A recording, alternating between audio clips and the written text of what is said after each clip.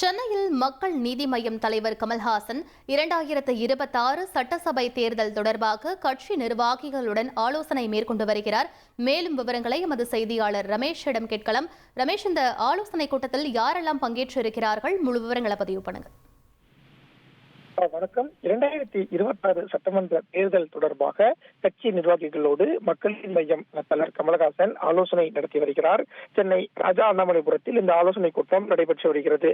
4 நாட்கள் இந்த ஆலோசனை கூட்டம் நடைபெற இருக்கிறது.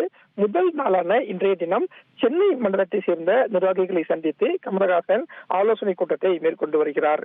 குறிப்பாக மக்கள் நீதி மய்யத்துக்கு மக்களிடம் செல்வாக்கு எப்படி இருக்கிறது, கட்சியின் அடிப்படை கட்டமைப்பை எவ்வாறு வலுப்படுத்த வேண்டும் போன்ற ஆலோசனை இடம்பெற்றிருப்பதாக தெரிவிக்கப்பட்டிருக்கிறது.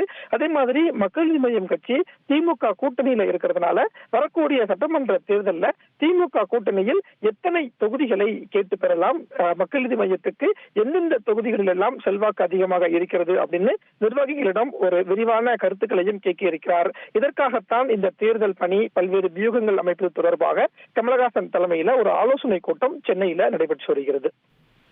விவரங்களுக்கு நன்றி ரமேஷ். இனி செல்லும் இடமெல்லாம் செய்தி.